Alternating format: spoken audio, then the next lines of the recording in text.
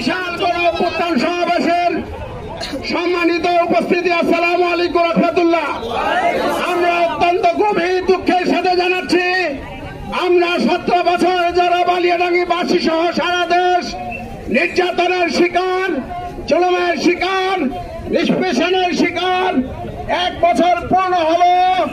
এই 1 বছরও আমাদের দাবির প্রেক্ষিতে কোন দৃশ্যমান বিচার শুরু হয়নি। এই সরকারের কাছে আমরা দাবি জানাতে চাই, এই 1000 প্রায় 2000 শহীদের বিচার দ্রুত শুরু করতে হবে এবং আজকের এই গণঅভ্যুত্থানের দ্রুত বিচার কাজ শুরু করতে হবে। আপনাদেরকে সবাইকে আন্তরিক মোবারকবাদ জানিয়ে আমার কথা শেষ করছি। আসসালামু আলাইকুম।